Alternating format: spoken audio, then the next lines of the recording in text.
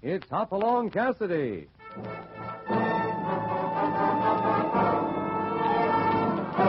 With action and suspense, out of the Old West comes the most famous hero of them all, Hopalong Cassidy, starring William Boyd.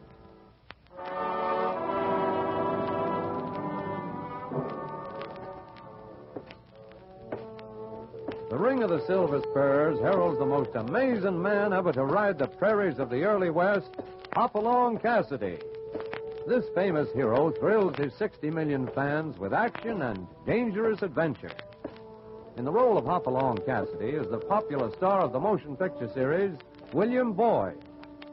And now, another exciting story of the early West. Hoppy turns on the heat.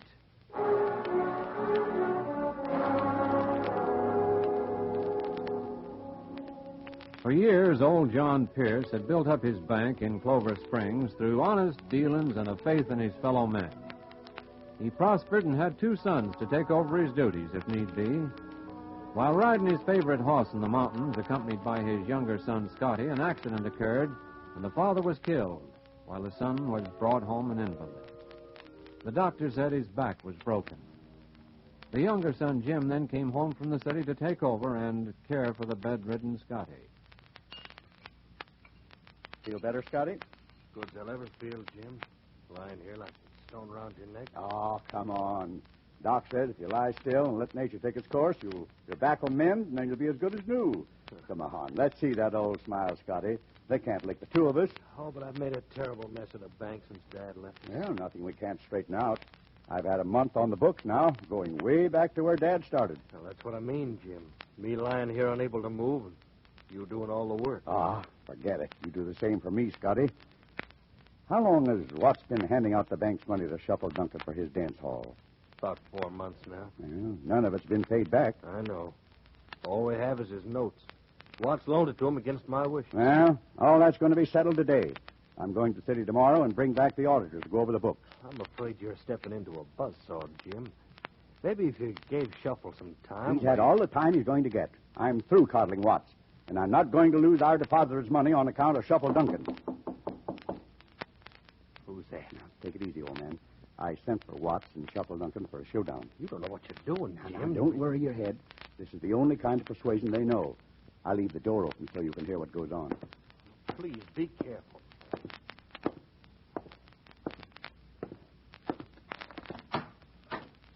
Come in, gentlemen. Well, sounds solemn like, what? I mean it to be. Sit down, please. I'll stand up. What? Why, yes, I'll sit. Thanks. Well, I guess there's no need of wasting time, gentlemen. It's a straight business meeting. Now, look here, Jim. You got my notes on that money, and I On don't... money you had no business getting. Well, as manager of the bank, Jim, it was my duty to invest the bank's funds to the best advantage of the depositors. That doesn't mean to pour it down a rat hole. Now, wait a minute, you upstart. The Red Garter Dance Hall is no rat hole. And furthermore... That's debatable. However, the $14,000 you owe the bank is due right now, Shuffle. What? How do you think I can raise money like that? Why, yes, Jim, isn't that rather abrupt? How you get it or where you get it is no affair of mine. I want that money by Saturday. Saturday? That's right. I'm going to the city tomorrow and bring back the auditors. Clean out the old debts and put the bank where it belongs. Auditors? You mean they'll be here this weekend? That's right. We'll see how much more Shuffle Duncan owes besides the $14,000. So, you're putting the law around our necks for a few thousand. Well, I'm sure we can do the books ourselves, Jim. Why, there's no... You've been doing the books your way too long, Watts. But your brother Scotty and I were just trying Yeah, to I get know. Scotty put friendship before business, but I don't. Oh, okay, Jim. There's no need of going loco. I'll see what I can do for you before tomorrow. Yeah. Maybe we won't need the auditors after all. If Shuffle pays up, then we can... Sorry, gentlemen. That's the way it is. These notes stay right here, Shuffle, till that $14,000 is paid. I could put them in the safe, I Jim. think they're safer with me, Watts. Now, if you don't mind, I'll bid you good day. Yeah, good day. See me tonight. Maybe I'll have something for you. Any business we have, you'll find me right here. I got something I want to discuss with you, Jim. Later, Watts. Maybe tomorrow before I leave. Good day. Good day.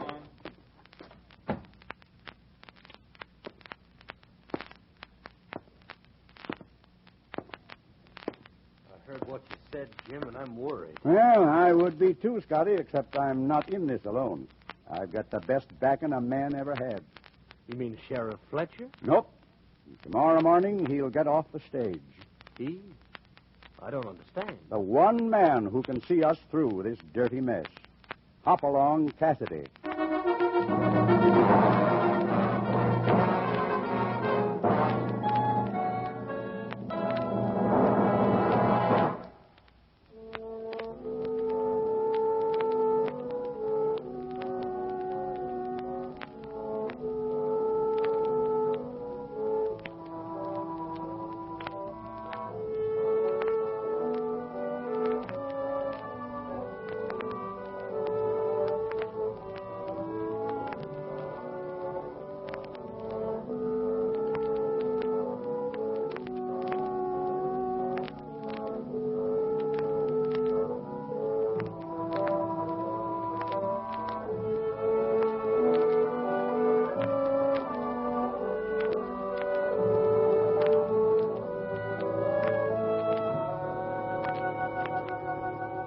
Now back to Hopalong Cassidy, and Hoppy turns on the heat.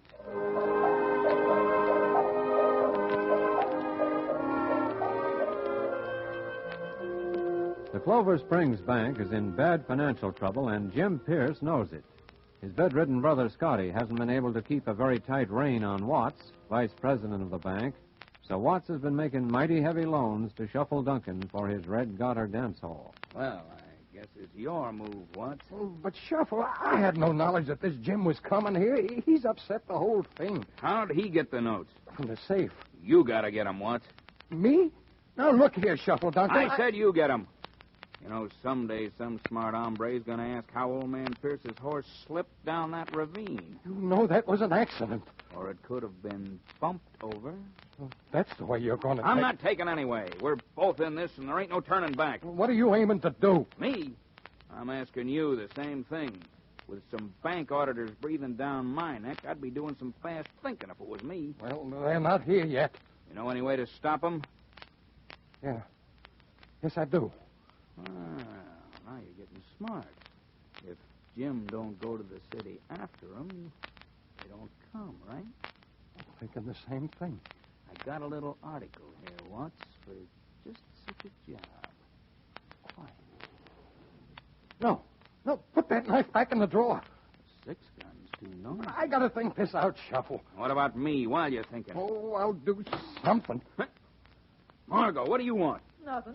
What makes you so jumpy? Close that door.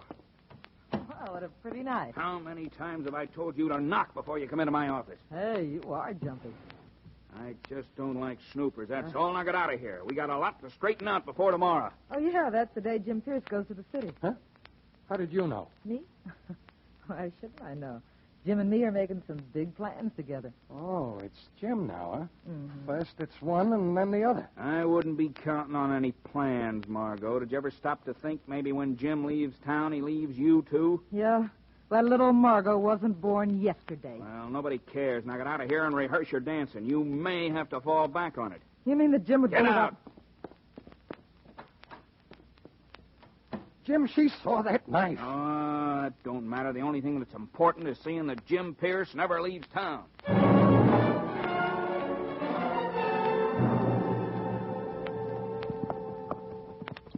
Clover Springs sure looks different than it did 10 years ago, Hoppy. Progress, California. I bet Jim Pierce will be surprised when we don't get off on that stage. Well, Jim didn't go into detail, just said to go to the sheriff's office. Well, here we are. Yeah, better tie it back to the office. Ooh, Tommy. There. Now let's find out what we rode 100 miles for.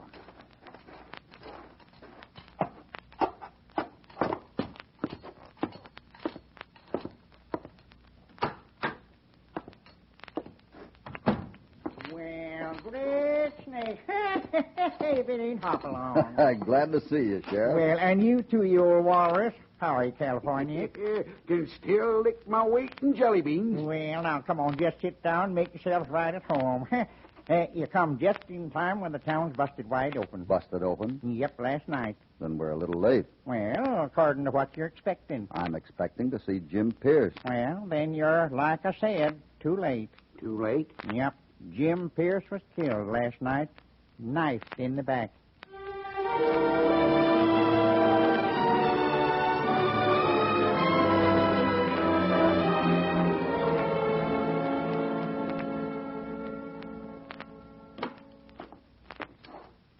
Scotty?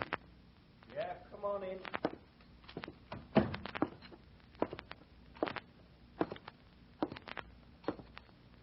Mighty sorry I was late, Scotty. It was my brother, Hoppy. And I laid here 20 feet away when he was killed. Never able to help. Well, now, better take it easy, fella. I heard him come in, and Heard who? if I knew so help me, I'd invite him here and gun him down. Your father was my friend, Scotty, and I'm staying till we get whoever did this. When they come in, there was some whispering. I couldn't hear what was said. All of a sudden, I heard Jim gasp and somebody fell. I yelled, and just silence. I kept yelling till George Watts heard me and come in. George Watts? Why, we know him, Hoppy. Yeah, he's been with the bank for years. Kind of took over after Dad left us. Who'd want to kill Jim? Plenty of folks, I guess. Jim walked into a tough situation here. Jim had some trouble? Well, I don't know if you'd call it trouble. What happened? Yesterday, Jim told George Watts and Shuffle Duncan he was bringing in the auditors. Was supposed to go to the city after him today. Shuffle Duncan? Yeah, the Red Garter dance hall. Watts let him borrow heavily from the bank to finance it. Well, we have to start somewhere, California. Shuffle Duncan's dance hall is the best place I know.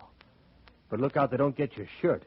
He's got some pretty clever girls working for him. Girls? Yeah, to help him fleece the miners. That's one of the girls, that picture there. Well, too darn pretty to be in a dance hall. Happy birthday to the only man I love, Margot. She writes a good hand. Jim was very fond of her. Met her a month ago when he first got home. It was love at first sight. Well, we won't keep you talking, Scotty. You lie back down and relax. I feel like a rattler lying here, not able to move a leg. Well, doggone it, Scotty, you just forget it. Me and Hoppy will do your leg work for you. And we have some to do right now, Scotty. We'll be back in an hour. After we take a look in Shuffle Duncan's place. It might be pretty interesting.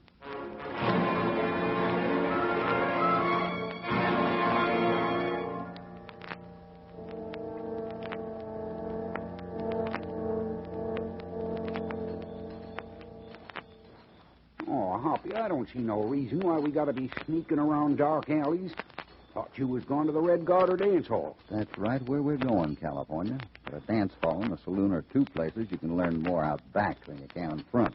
This Watts feller who heard Scotty yelling, how come he was the one who heard him? A good question, California, and one he might have trouble answering. He had as good reason as anybody to do the killing. Seems funny a man would use a knife.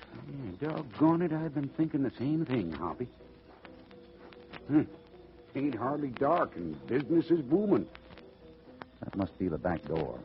Yep, the lights are shining through. Quick, California, behind this wagon. Someone's coming out. A girl. Hey, the gal in the picture. She's pretty framed in that doorway. Yeah. Heading for that dark place by the wagon shed. Keep your ears open. She's in the dark.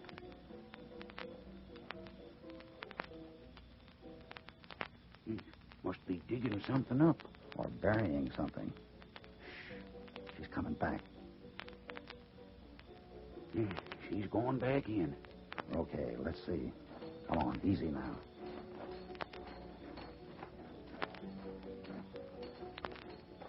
Let's see, she stopped right around here. Fresh dirt, Hoppy. I can feel it. Good. Now, let's see what's so important that it has to be buried by dark. I got it, California. What is it, huh? A knife. A knife? Great horn toads. Why, that must be the knife Sheriff Fletcher's looking for. Well, darn, this sure settles the whole thing quick. I wish you were right, California. We found the knife, but we still have to find the killer.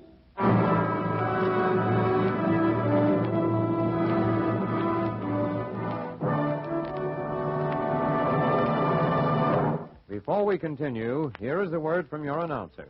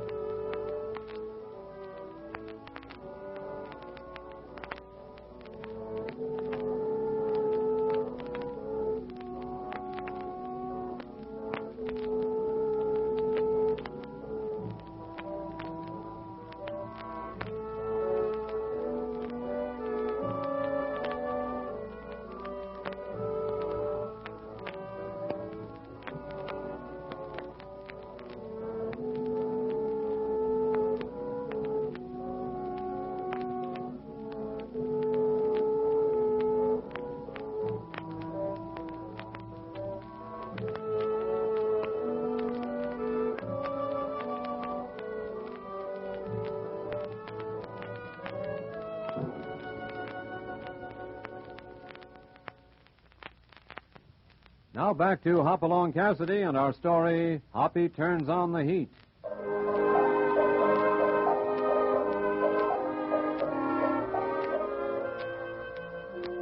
Jim Pierce telegraphed Hopalong Cassidy to come to Clover Springs to help him clear the bank's name. When Hoppy arrived, he found Jim had been knifed and killed in his home. George Watts, vice president of the bank, and Shuffle Duncan, owner of the Red Garter, along with Margot Temple, a dancer and girlfriend of the dead man, are all suspects. Well, Hoppy, now I got Margot in custody, too, but we ain't darn bit better off than we was before. Shuffle back there in his cell swears up and down Watts done it. Can't budge him. And what does Watts say? Ain't saying nothing. Can't find him. Well, now, that right there looks mighty darn bad for Watts. Well, then you see this gal burying a knife. And if she didn't do it, where'd she get the knife and why was she burying it? Well, I may get an answer for you, Sheriff.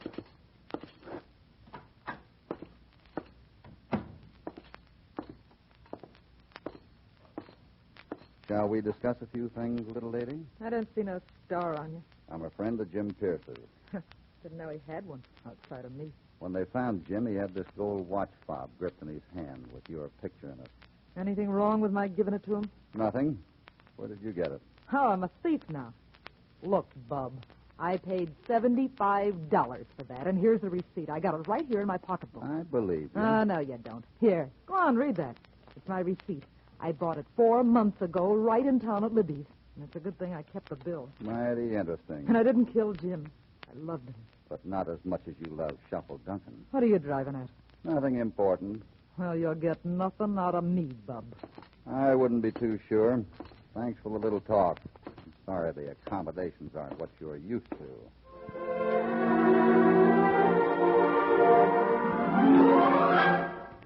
California, you sit out in the other room where you can watch the door while I talk to Scotty. We don't want to be surprised.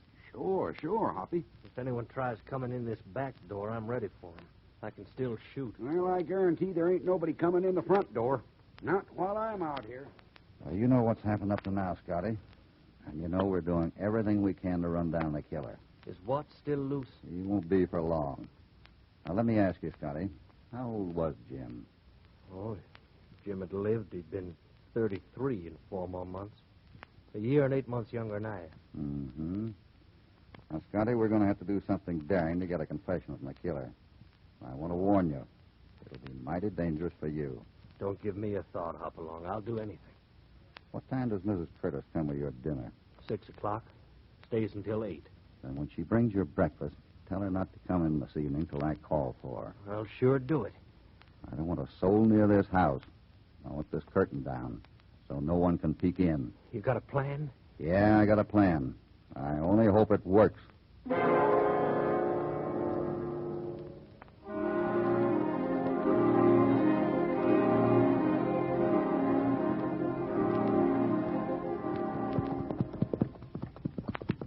Dobbs trailed him to Center Pass, and that's where Watts holed up. It shouldn't be hard to smoke him out. Yeah, like as not, he'll wait till dark to break out of them rocks. Yes, sir, just like I thought. It was Watts all the time. A while ago, you thought it was Shuffle. Well, yeah, but Shuffle didn't make no break for it. Why, right there is the guilty man's move. Hey, looky on ahead there. Dobbs' kerchief on a stick. Yep, that's where Watts turned off. Dobbs marked it. Whoa there. Whoa there. Whoa. Yeah. Well, now we better fan out, hadn't we? A good suggestion, Sheriff. Yeah, you can see Watts don't want no company. Well, we got to go in after him before dark. That's a job for a posse. Well, you got a better idea? If you have, trot it out. Okay. Watts? Watts, come out of that cave. You'll never put a noose around my neck. Watts, we mean business. Dobbs planted a charge of dynamite, and this fuse is just waiting for a match. Are you coming out? I'll give you 10 seconds to make up your mind, Watts. 1, 2, 3, 4, 5, 6, 7. No, don't dynamite it. I'll come out. You worked like a charm. Now, keep them hands up high, Watts. I'd rather talk him out than shoot him out. Well, now, watch him close now. Another killing ain't going to worry him none. Get his guns, California. Stand right there. Got him, Hoppy. Let's ride, Watts. I didn't kill Jim Pierce. It was Shuffle Duncan. More of his dirty work. Well, Shuffle Nucken says the same thing about you. How come you're the one who heard Scott yelling? You don't live near there. I know that looks bad, but I had a reason to see Jim that night. You saw Jim? Yeah. I went in to see him, but he was already dead. Already dead? That's right. The mess at the bank had tormented me for weeks. I just couldn't stand it any longer, so after dinner I decided to go to Jim and take my medicine. When I got to his house, I didn't have the nerve to go in, so, well, I sat across the street trying to get up courage. How long did you sit there? Till it got dark. Dark kind of gave me courage, so I went over. I didn't want to wake Scotty knocking, so I opened the door, and, well, there he was. How'd you know he was dead? Well, he didn't move none, so, well, I walked around a bit, and then I heard Scotty yelling. I knew the poor kid was scared stiff, and I couldn't do that to him. Well, you got it down pat, ain't you, Watts? Well, while you're thinking up some more, you can rest easy in a good, strong cell. Come on, boys.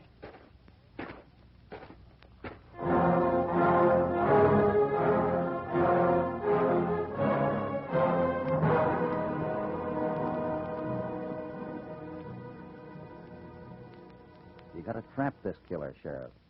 Then you know you got the right one. Oh, it don't make no sense to me. Well, there's no sense in the way things are now. How about trying my plan, You Sheriff? think it'll work? Think? I know it will. But you've got to do it my way. Well, what's your way? You let Margot, Shuffle, and Watts out on the street. Turn them loose. After all trouble I had getting them in here. Oh, there ain't no place they can go. When they're loose, we set the trap. The killer walks into it, and there's your man, Sheriff. Yeah, all woman. Sounds loco to me. But I'm only doing it 'cause you're responsible, Hoppy. I'm leaving now, Sheriff. As soon as it gets dark, turn them out. But one important thing. Well, what's that? Before you release them, tell them that Scotty can identify the voice he heard that night talking to his brother before he was knifed. Why, that means another killing. Scotty wouldn't see daylight. Now I see what you're aiming at, Hoppy. Scotty will be covered, Sheriff. Don't worry about that. I'll be there to greet the killer.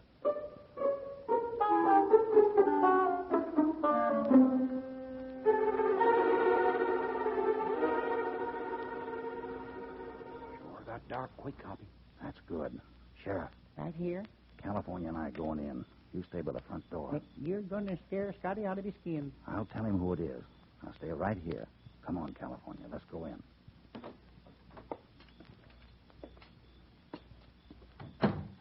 Who is it? It's Hoppy. Be quiet. I'll stay here in the parlor and watch the front door while you're talking. Right, California.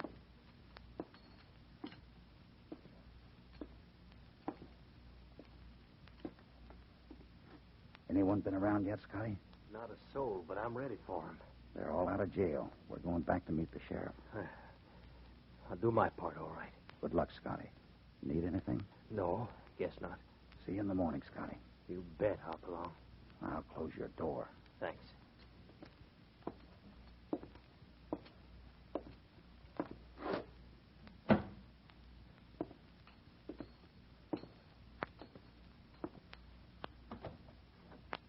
Good night, Scotty. Good night, Hopalong.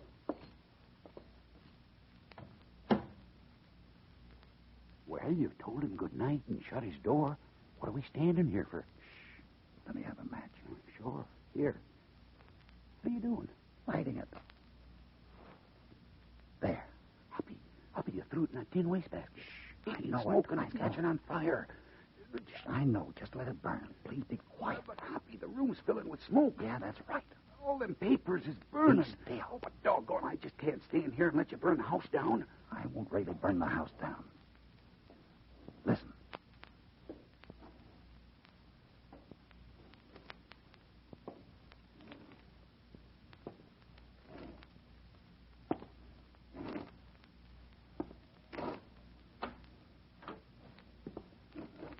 All right, California, go get the sheriff. Tell him that we have the killer.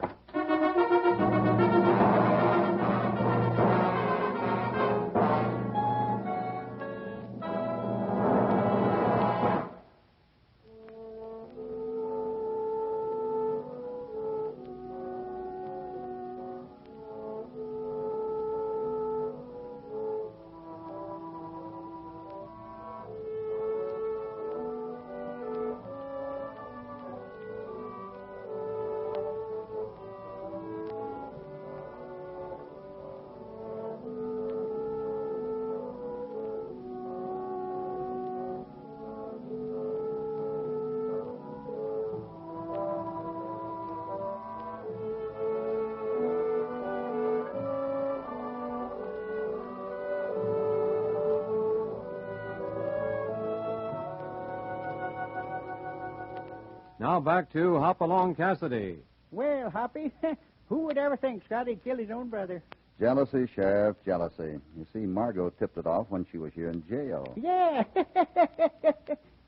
What'd she say? Isn't what she said.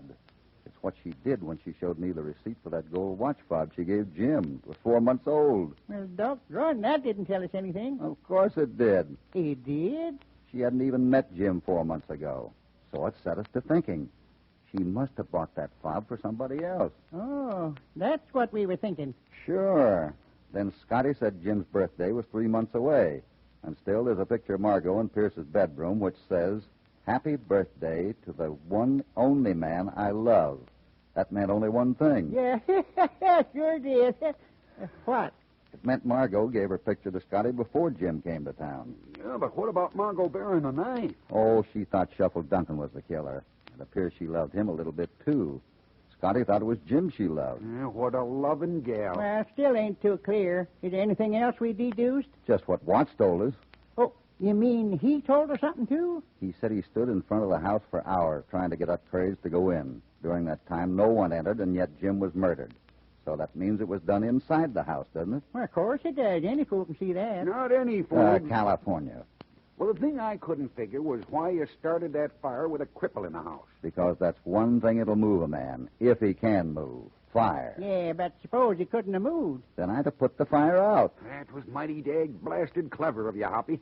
You just turned on the heat and caught the killer. Me? Why, California. The sheriff here is the one who solved the whole thing. I've got to hand it to you, Sheriff. Oh, shucks, it just weren't nothing at all. No, everything was just as plain as day. We just, turned on the heat.